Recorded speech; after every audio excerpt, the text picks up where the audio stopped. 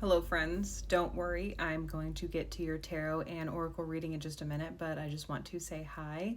I'm finally feeling human today after we've had all of these storms, after I've been trying to get on a better eating routine and exercising routine that really just like made my body just like fall apart. I have fibromyalgia, so I get reactions from my body so much. I actually went to the chiropractor today and he mentioned it and made me feel a little bit more human, so that was nice.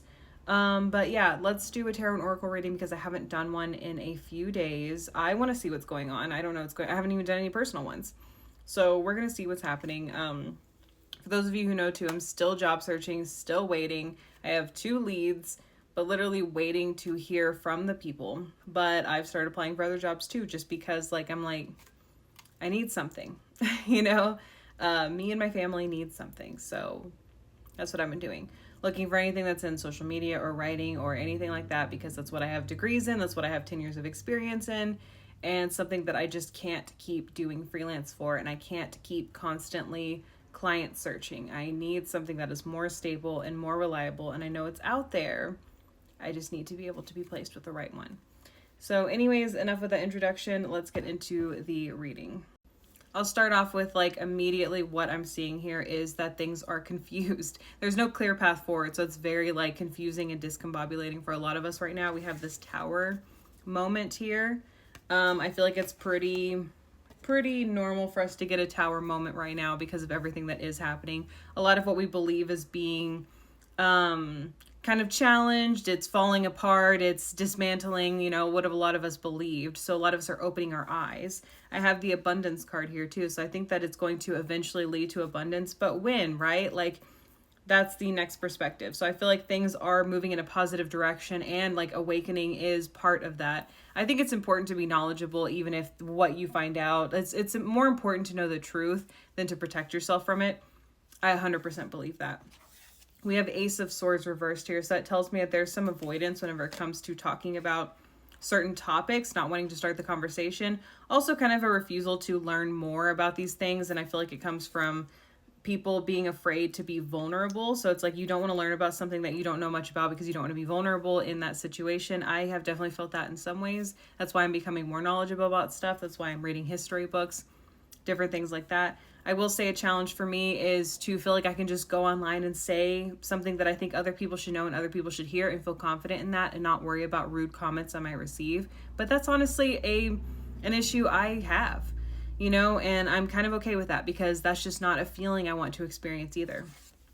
Talking about feelings, we have Ace of Cups here. And so it's definitely the start of something new, and it's matched with this inner vision here. So it tells me there is this new spark of emotions for you, and it's probably relating to this tower moment. It's relating to this conversation that you might not necessarily want to have, or you might not want to learn more about this specific situation. And so it's sparking these new feelings for you. And you're not necessarily angry about the feelings, they just exist, they're just there, they're just new. And it's from this inner vision, you're kind of unlocking the truth. And I think that's where that abundance is kind of tying into. I think our missing piece might be vulnerability. Maybe some of us don't want to be vulnerable. I think we're also dealing with other people who struggle to be vulnerable. I was saying earlier in another video, now that we're deep into this one, who's going to listen this long? That would leave a negative comment, right?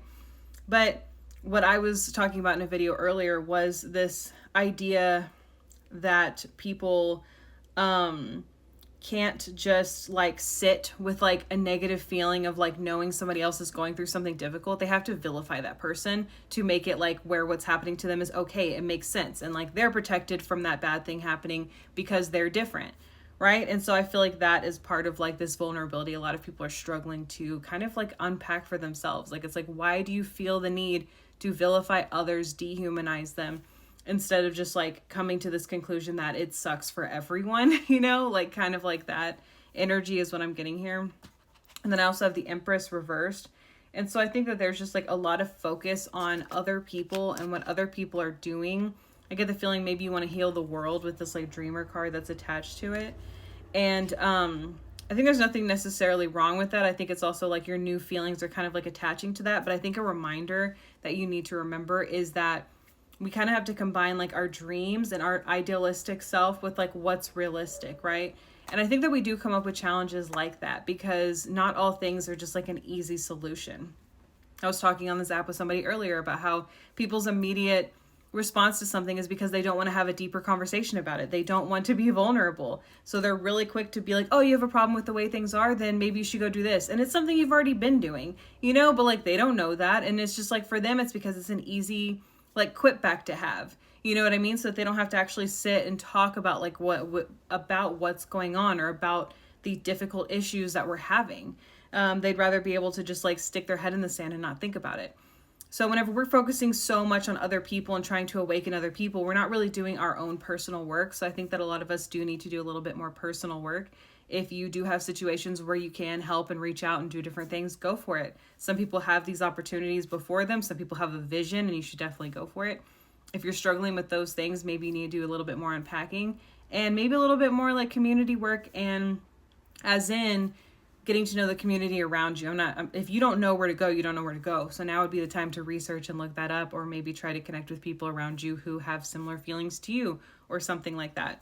And do that work of like starting the conversation that we're avoiding, learning this new thing that we're struggling with, and that ability to be vulnerable. This really became the star of the reading, right? So we can have abundance from this. We just have to be able to take that first step and kind of let your new emotions that you're feeling guide the way, and hopefully it can lead to some positive results for us as a collective. So thanks for watching. If you liked it, please interact with my video in some way. Send it to somebody who you think would want to watch it. Follow me if you don't already. So yeah, thanks.